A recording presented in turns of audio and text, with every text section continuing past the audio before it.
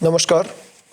आप सभी का स्वागत है आपके अपने YouTube चैनल फिजिकल एजुकेशन अड्डा के ऊपर, जहां आपको फिजिकल एजुकेशन स्पोर्ट्स की हर अपडेट हमारे द्वारा समय समय मिलती रहती है। और पिछले 7-8 दिन से मैं लगातार उन कमेंट्स को लेके वीडियो बना रहा हूं। किसी को कोई समस्या महसूस हो रही है या मेरे को जो लगता है कि उस टॉपिक को लेके बहुत सारे स्टूडेंट्स कन्फ्यूज़न में होंगे, या जूनियर साथी भी हो सकता है कन्फ्यूज़न में हो, या सीनियर साथी भी हो सकता है कुछ एक बातों को लेके कन्फ्यूज़न में, तो मैं कोशिश करता हूँ अपनी नॉलेज के अकॉर्डिंग आपको उस चीज़ के बारे में बताने की। और मेरे पास कोई ऑथेंटिसिटी की जानकारी होती है तो मैं वो भी आपके साथ शेयर करता रहता हूँ लगातार।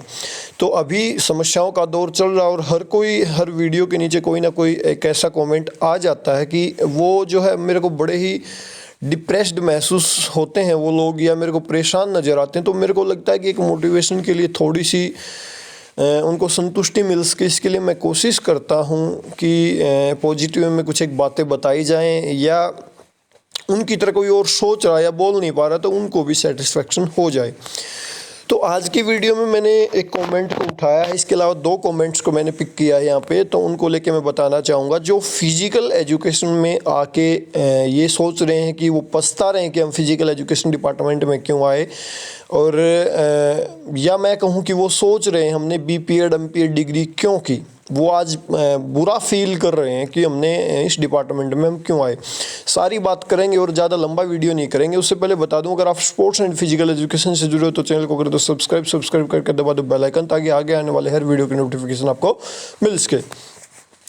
तो भाई ये कमेंट आया था, मैडम है कोई, मैं नहीं जानता कहाँ से हैं, कि सर मैंने बीपीएड किया है, क्या मैं टीजीटी और पीजीटी के लिए एलिजिबल हूँ? मुझे कुछ समझ नहीं आ रही, बीपीएड करके पछता रही हूँ, प्लीज़ डू रिप्लाई।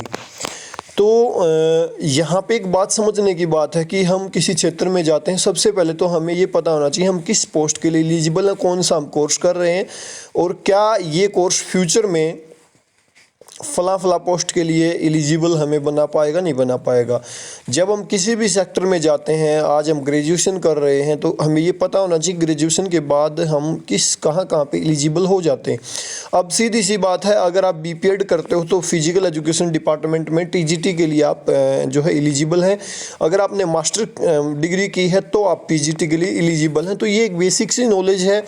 जब हम किसी डिपार्टमेंट में चले जाते हैं तो इतना भी हमें नहीं पता होता है, तो मेरे को भी बुरा फील होता है कि जो इस डिपार्टमेंट को चलाने वाले लोग हैं, वहाँ पे जो स्टूडेंट स्टडी कर रहे हैं, या इन्होंने जहाँ से भी बीपीएड किया होगा, तो उन्होंने ये बताया इनको कि आप किस पोस्ट के लिए अप्लाई हैं, किस किस स्टेट में आप अप्लाई कर सकते हैं, कहाँ पे आपके पास गवर्नमेंट जॉब की अपॉर्चुनिटीज़ हैं।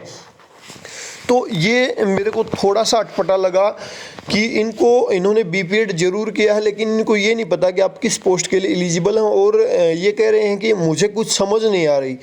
आपने डिग्री की है और डिग्री करने के बाद आपको जब यही नहीं पता कि आप किस पोस्ट के लिए एलिजिबल हैं, तो बिल्कुल आपका परेशान होना जायज़ है, क्योंकि जहाँ से आपने डिग्री की वहाँ पे नॉलेज देने वाले लोग नहीं थे।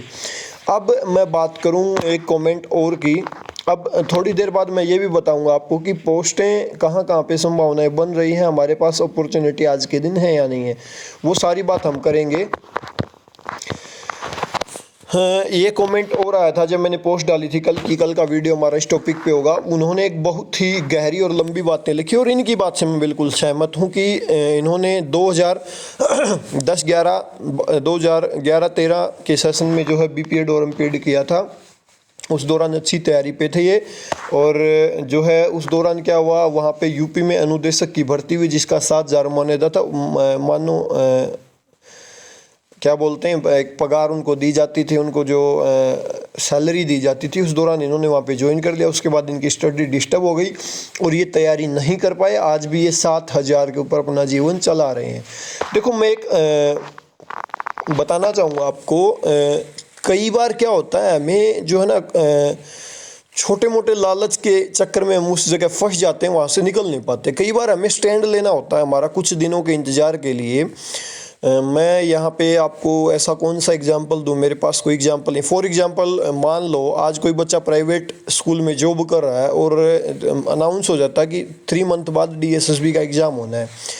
तो वो सोच के चलिए आप, अगर वो आज के दिन प्राइवेट स्कूल में जॉब कर रहा है और वो कंटिन्यू जा रहा है और ये भी सोच रहा है कि मैं DSSB एग्ज़ाम को क्रैक कर दूंगा विद जॉब, तो समस्याएं होंगी।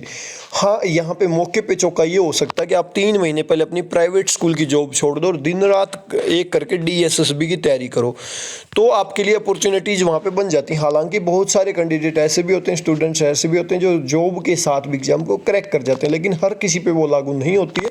कुछ एक बहुत ही ज़्यादा डिप्रेशन में चले जाते हैं, कुछ साथी जॉब के कार्यों के लेके थोड़े परेशान रहते हैं, तो वो स्टडी पे ध्यान नहीं दे पाते। तो वहाँ पे हमारा अपना स्टैंड होता है, ना कि हम किसी सब्जेक्ट को दोष दें कि हम जॉब नहीं ले पाए या हम किसी कंसर्न डिपार्टमेंट को यहाँ पे बुरा भला कहें। तो वो हमारा स्टैंड होता है, क्या हम उस लालच को छोड़ सकते हैं? एक छोटी सी, हालांकि नीड हो सकती है, आपकी पारिवारिक स्थिति हो सकती है, लेकिन ये सबके साथ होता है। कोई भी इस धरती पे आया है वो सुखी नहीं है, मान के चलिए। हर कोई परेशान होता है एक समय पे, अगर उस परेशानी को कोई पॉजिटिव वे में झेल जाता तो उसके बाद बेहतरीन रिजल्ट भी आने की संभावनाएं उतनी ही होती हैं। तो इंसान को जो है कभी भी जो है सुख सुविधाएं कामयाब नहीं बनाती हैं, परिस्थितियां कामयाब बनाती हैं। इंसान को ये बात नोट कर लो।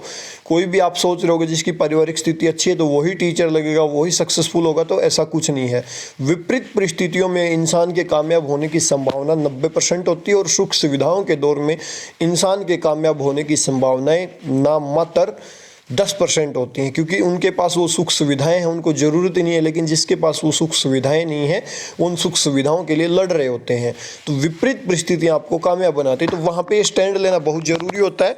हालांकि मैं कहूँगा 2016 से पहले बहुत ही कम ऐसा क्षेत्र था जहाँ पे गवर्नमेंट सेक्टर में हमारे लिए जॉब थी, लेकिन मैं कहूँगा 2016 के बाद जितनी फिजिकल एजुकेशन डिपार्टमेंट में मैंने जॉब्स देखी हैं वो मैंने कहीं किसी और दूसरे डिपार्टमेंट में नहीं देखी। मैं बहुत सारे ऐसे बच्चों को जानता हूं जो नॉर्मल पढ़ते थे, ज़्यादा स्टडी में हाई फाई नहीं थे, आज भी वो गवर्नमेंट जॉब करें फिजिकल एजुकेशन डिपार्टमेंट में, क्योंकि वहाँ पे उन्होंने नॉर्मली मेहनत की, इतना कंपटीशन था नहीं और आज भी नहीं है।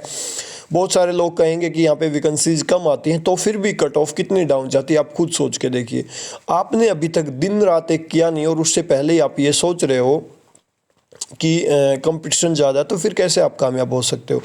तो ये आपको सोचना है कि कहाँ पे आपको क्या डिसीजन लेना है।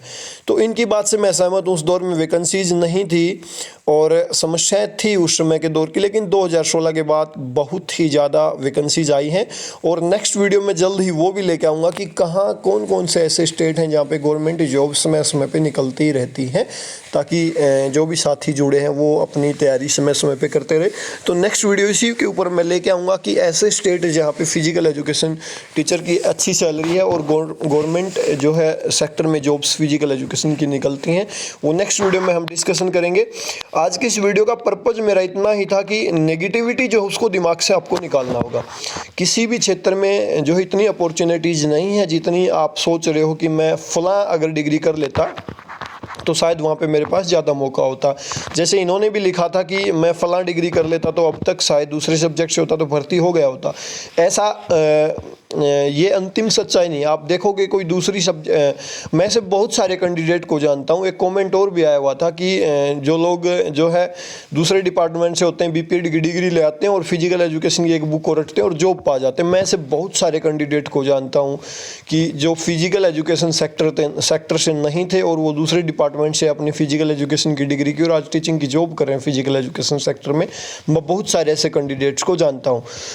तो ऐसा कुछ नहीं है दूसरे सेक्टर के लोग इधर भाग रहे हैं क्योंकि यहाँ पे इजी वे में उनको लग रहा है, उनका कॉमन पेपर मजबूत होता है, फिजिकल एजुकेशन को पढ़ लेते हैं। तो ये एक कमेंट आया हुआ था, इसके ऊपर भी कभी बात करेंगे ज़रूर। तो ये थोड़ा सा दुखदाई है भाई, समस्याएं हैं और हर स्टेट में गवर्नमेंट जॉब नहीं है, लेकिन इसका समाधान यही आपको मेहनत करनी होगी। इंडिया का सिस्टम, उस सिस्टम के साथ आपको चलना होगा। समस्याएं ज़रूर हैं लेकिन इतनी भी नहीं है जितनी हम सोच रहे हैं इस डिपार्टमेंट में, कम से कम भी के लिए। तो मेरा ये वीडियो बनाने का भाई पर्पज़ यही था, आप डिमोटिवेट मत हो, पॉजिटिव रहें लाइफ के प्रति। भाई हरियाणवी में क्या करें, दुख भोग के सुख होया करे। तो इंतज़ार करो, आज तकलीफ़ है कल अच्छी वो भी होंगी और प्राइवेट सेक्टर में भी अच्छी अपॉर्चुनिटीज़ हैं। 20-25 हज़ार की नौकरी आप कहीं भी ले सकते हो प्राइवेट स्कूल में भी, अगर आपके अंदर फिजिकल एजुकेशन का थोड़ा सा भी अच्छा टैलेंट है तो भाई इतना नेगेटिव ना होया करो। मैं इससे पहले भी इस प्रकार की एक वीडियो बना चुका हूँ, आज फिर बना रहा हूँ, क्योंकि मैं चिंतित हो जाता हूँ जब ऐसे कमेंट्स आते हैं। तो मेरे को महसूस होता है वो डिप्रेशन का दौर जब फील होता है, लो डाउन फील करते हैं। तो ऐसा ना सोचें, अब समस्याएं हर कहीं हैं। किसी भी दूसरे सब्जेक्ट के जो कैंडिडेट हैं वहाँ पे इतनी अपॉर्चुनिटीज़ नहीं है जितनी आप सोच रहे हो। यहाँ पे आपको सिर्फ और सिर्फ मेहनत करने की दरकार है, दिनों रात एक करने की दरकार है। इसके अलावा कोई समस्या वाली बात नहीं है। तो अभी के लिए इस वीडियो में इतना ही। वीडियो को लास्ट तक देखने के लिए आप सभी का बहुत बहुत धन्यवाद। Thank you.